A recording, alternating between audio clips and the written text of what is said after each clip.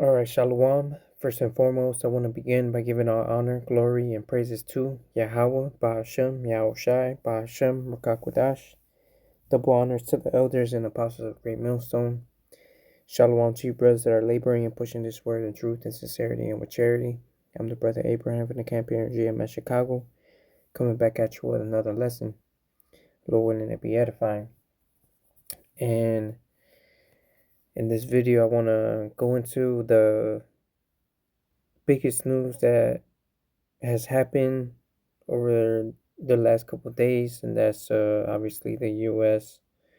capturing Maduro, overthrowing him. All right.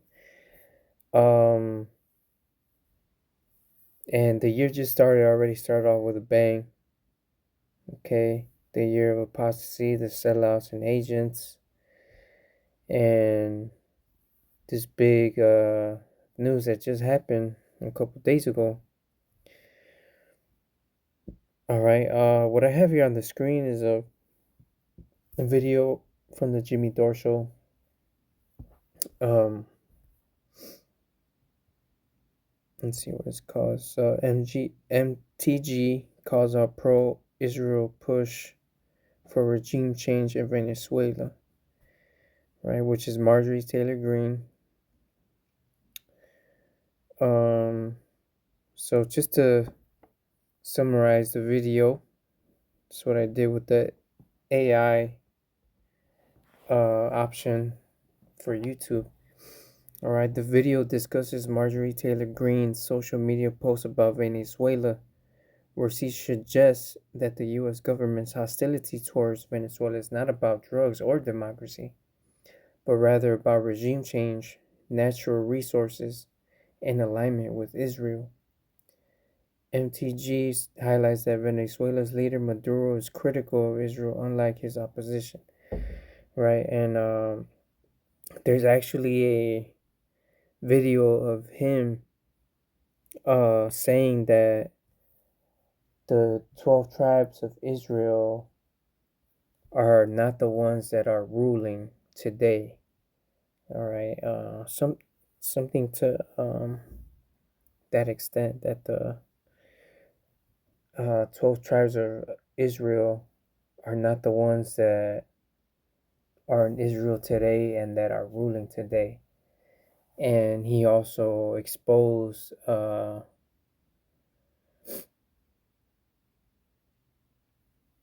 Ben, not a Jew, that he's actually a fraud from Poland, that he's of Polish descent and not even a real Jew. And it's known that he changed his name from Milkowski to Netanyahu so he could sound more Israeli. Okay. But it goes on to say, the host Jimmy Dore refused common narratives used to justify intervention in Venezuela, which is fentanyl trafficking. He argues that fentanyl primarily comes from Mexico, not Venezuela, and dismisses claims about Venezuela trafficking narcotics. He also points out historical instances of the CIA being involved in facilitating drug trafficking from Venezuela. Election interference. He dismisses the idea that Venezuela controlled U.S. voting machines in 2020, drawing parallels to similar unsubstantiated claims about Russia. Right, so all the reasons they say they're going after Venezuela, and it's not really the reasons. All right, Dore emphasizes true motivations for U.S. interests in Venezuela are natural resources. All right, let's go to this video here. And Israel. And you think I'm kidding? This is Laura Richardson. She's a general. And let's listen to what she's going to talk about why the United States needs to be in control of South and Central America. If I talk to my number two adversary in the region, Russia, I mean, I've got Of course, the countries, Cuba, Venezuela, and Nicaragua with Russia relationships. But why this region matters with all of its rich resources and rare earth elements. You've got the lithium triangle, which... What? How come J.D. Vance and Trump and Hegseth never mention this? They never mentioned all the resources they have. The general knows. She knows what the game is. It's all the natural resources. The first one she lists is lithium. Is needed for technology today. 60% of the world's lithium is in the lithium triangle: Argentina, Bolivia, Chile. You just have the largest oil reserves, light sweet crude, discovered off of Guyana over a year ago. Venezuela has more oil than Saudi Arabia. You have Venezuela's resources as well, with oil, copper, gold. We have the Amazon, lungs of the world. We have the 31% of the world's fresh water in this region too. I mean, it's just off the charts. We have a lot to do. This region matters. It has a lot to do with national security, and we need to step up our game. We need to step up our game. And so if you really want to know,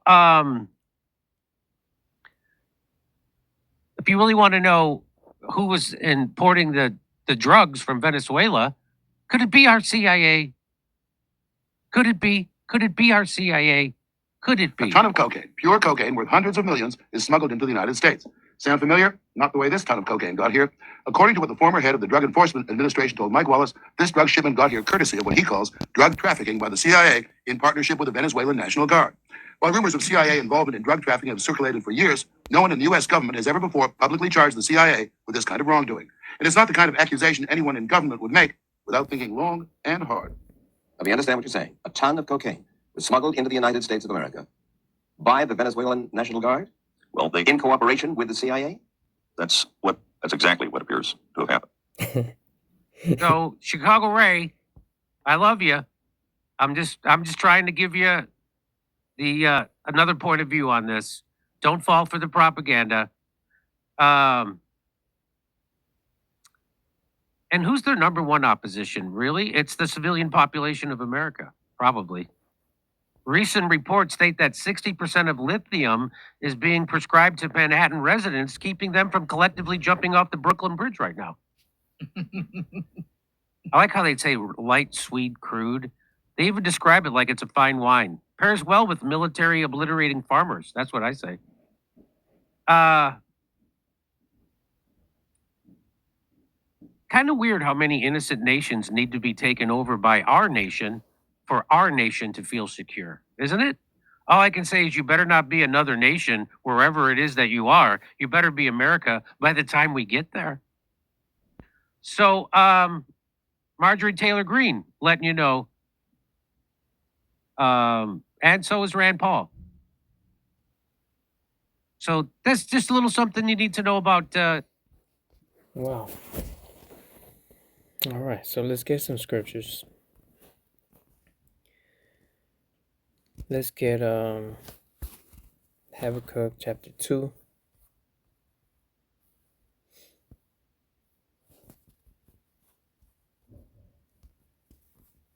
Let's see what it says in the NLT.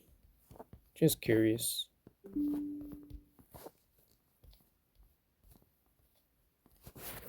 All right, let's see.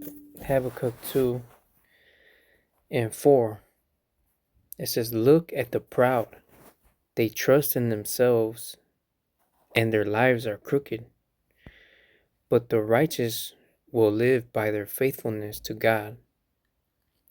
Wealth is treacherous, and the arrogant are never at rest.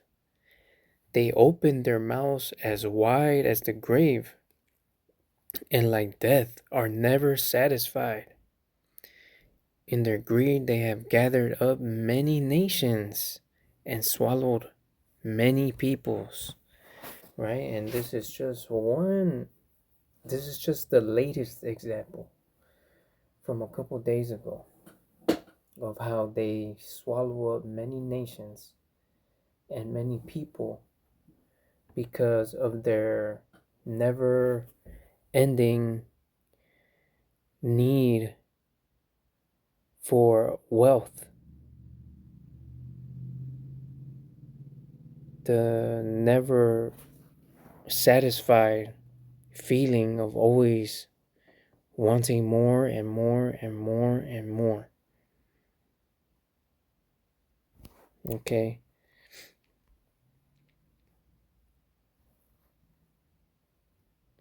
Let's go on. It says, but soon their captives will taunt them. They will mock them, saying, what sorrow awaits you, thieves? Now you will get what you deserve. You've become rich by extortion. But how much longer can this go on? Right? And it can only go on for so long. All right.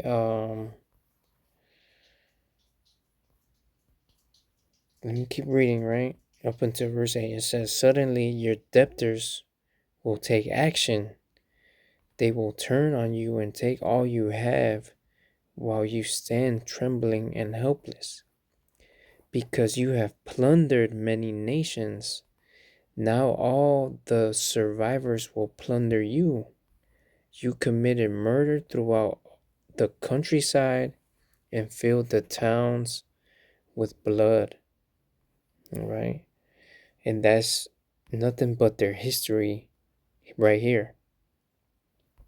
Okay, it says, what sorrow awaits you who build big houses with money gained dishonestly? You believe your wealth will buy security, putting your family's nest beyond the reach of danger, right? And this is because of the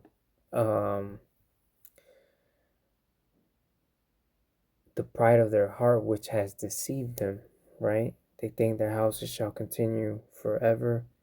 They call their lands after their own names, all right? Because they think they're going to rule forever. That's the pride that they have, all right? And because judgment is not executed speedily, the hearts of them is fully set in them to do evil, okay? But as it says in the book of Job, the deceived and the deceiver are his. Okay. Let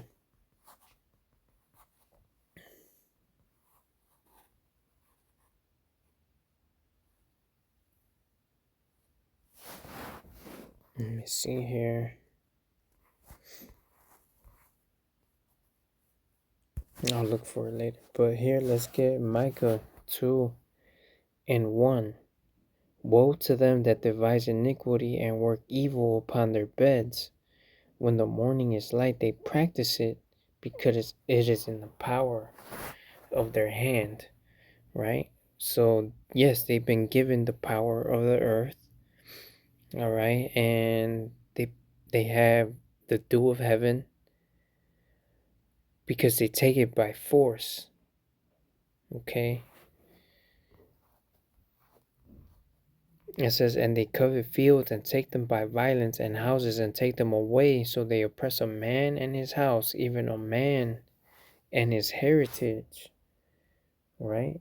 And again, this is just one example, right?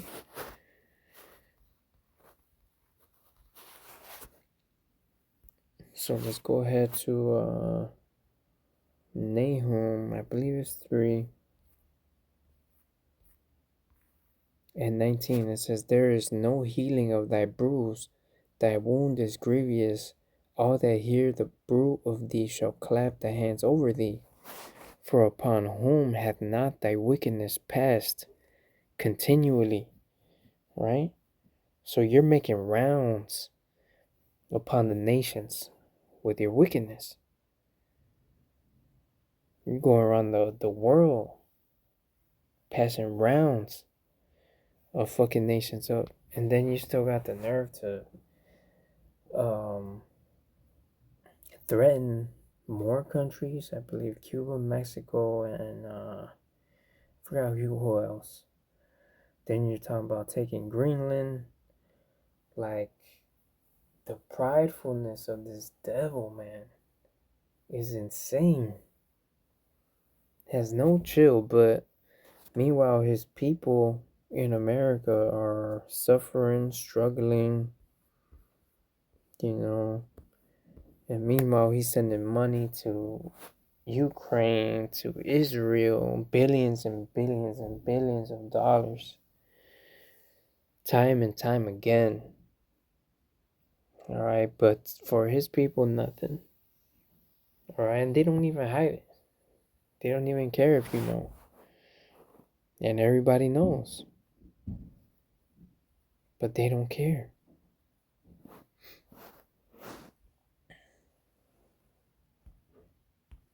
All right.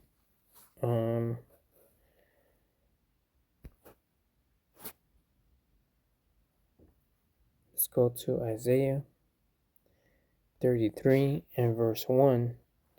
Woe to thee that spoilest, and thou wast not spoiled, and dealest treacherously, and they dealt not treacherously with thee. When thou shalt cease to spoil, thou shalt be spoiled, and when thou shalt make an end to deal treacherously, they shall deal treacherously with thee. All right, so this devil goes around the world, spoiling many countries and nations, dealing treacherously with them. All right, when nobody does that to them.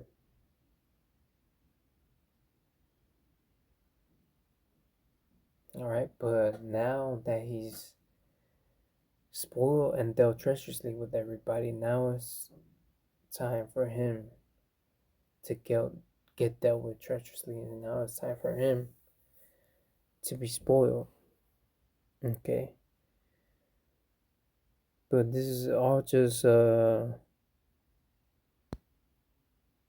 is adding up to the greatness of the fall of Babylon. All right, because the wicked. Let's get back again to the book of Nahum. And verse 3, it says, the Lord is slow to anger and great in power, and will not at all acquit the wicked. The Lord hath his way in the whirlwind and in the storm, and the clouds are the dust of his feet. So the Lord is not going to let the wicked go free, go unpunished, because he's guilty. All right? And the Lord is letting this devil stack up his sins, his crimes. Right? So the judgment will only get worse. And what's his judgment? What's Esau Edom's judgment? That Babylon the Great will be burnt up by way of nuclear fire. And after the destruction, there will be nothing left, but nothing but a desert. Nothing but a desert. That's the judgment. That's the judgment written. All right, and we're closer to that than ever before. All right, this year is gonna be crazy, man. We're not even a week in to 2026, and look at how it started. All right. So I'm going to end it there. Lord willing, this video was edifying. As always, all honor, glory, and praises goes to Yahweh, Ba'ashem, Yahweh Shai, Ba'ashem, Rakakwadash. Double honors to the elders and apostles of the Great Millstone. Until the next time, Shalom.